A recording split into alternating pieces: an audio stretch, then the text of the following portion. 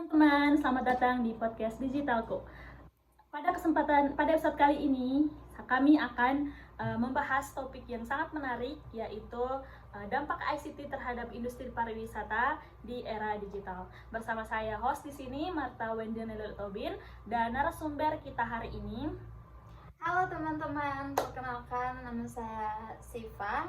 Terima kasih kakak sudah mengundang saya pada podcast kali ini.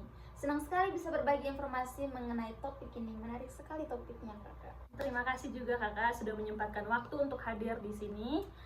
Sebelum kita membahas lebih jauh, lebih lanjut lagi, mungkin kakak bisa jelaskan sedikit apa sih sebenarnya yang dimaksud dengan ICT ini?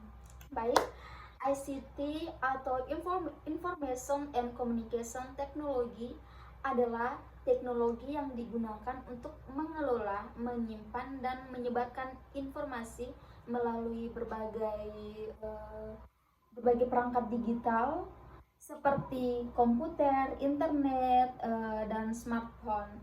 Dalam kehidupan sehari-hari, ICT sangat dekat dengan aktivitas kita sebagai manusia, termasuk dalam bidang pariwisata. Ya, lalu bagaimana sih sebenarnya pengaruh ICT ini terhadap industri pariwisata saat ini menurut kakak? Kalau pengaruh industri pariwisata, pengaruh ICT dalam pariwisata itu pengaruhnya itu sangat besar kakak. ICT itu telah mengubah cara wisatawan mencari informasi, merencanakan perjalanan, memesan tiket, bahkan mereka melihat harga tiket hingga membagikan pengalaman mereka sendiri. Jika dulu wisatawan harus datang ke agen perjalanan wisata untuk mendapatkan informasi, sekarang itu serba digital, semuanya bisa dilakukan secara online hanya melalui jejak digital itu atau smartphone. Oh iya, sekarang wisatawan juga bisa dengan mudah mencari informasi tentang suatu tempat wisata ya kan kak ya. Iya. Jadi melalui internet, media sosial atau website lainnya, yang website pariwisata resmi, dan juga mereka bisa melihat foto atau video ulasan yang sudah tertera di sana begitu. Iya.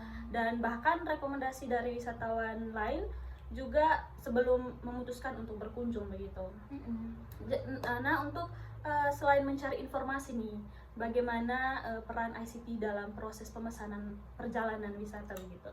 Oke, untuk peran ICT untuk membuat proses pemesanan menjadi jauh lebih mudah dan praktis kakak. Wisatawan dapat memesan tiket pesawat, hotel, tiket kapal, atau paket wisata secara online melalui berbagai aplikasi perjalanan. Mereka juga bisa membandingkan harga dari destinasi satu dengan destinasi yang lain dan membaca ulasan. Kalau ulasan baik, ulasan yang bagus bintang 5 itu mereka kunjung, kalau ulasan jelek ya mereka tidak kunjung. Iya, betul. Terus sebelum mereka melakukan pembayaran secara digital. Jadi untuk saat ini kita juga sering melihat banyak destinasi wisata ya kan kak ya, menjadi viral di media sosial. Apakah ini juga termasuk dari dampak ICT sendiri? Ya, tentu saja teman-teman. Media sosial itu merupakan salah satu bentuk penerapan ICT yang sangat berpengaruh dalam promosi pariwisata atau bidang lainnya itu. Selain pariwisata lah, banyak destinasi wisata yang menjadi terkenal karena mereka yang pernah mengunjungi satu destinasi itu, mereka akan mengupload foto, video, atau vlog mereka ke sosial media seperti Instagram, TikTok, atau YouTube. Bisa juga live. Iya, bisa juga live streaming di tempat wisata yang mereka kunjungi itu. Jadi minat wisatawan itu mereka melihat dari vlog mereka, oh ini menarik, oh ini tempat menarik, pasti mereka kunjungi. Iya. Terus membuat promosi wisata menjadi lebih cepat dan menjangkau lebih banyak orang untuk datang mengunjungi suatu destinasi itu. Iya. Jadi kalau untuk terhadap pengalaman wisatawan yang berkunjung ya kak ya ke suatu destinasi wisata, itu untuk ICT sendiri itu bisa berdampak begitu menurut kakak? bisa berdampak terhadap pengalaman wisatawan? Kalau untuk berdampaknya itu tentu berdampak kepada wisatawan. Contohnya itu adalah menggunakan aplikasi peta digital yang membantu wisatawan menemukan lokasi wisata yang mau mereka kunjungi dengan mudah. Selain itu, beberapa destinasi juga mulai menggunakan teknologi seperti virtual tour atau augmented reality yang membuat pengalaman wisata menjadi lebih menarik dan interaktif dan mudah dijangkau juga. Berarti di balik berbagai manfaatnya itu ya Kak ya. Jadi adakah tantangan yang dalam penggunaan ICT ini dalam industri pariwisata sendiri?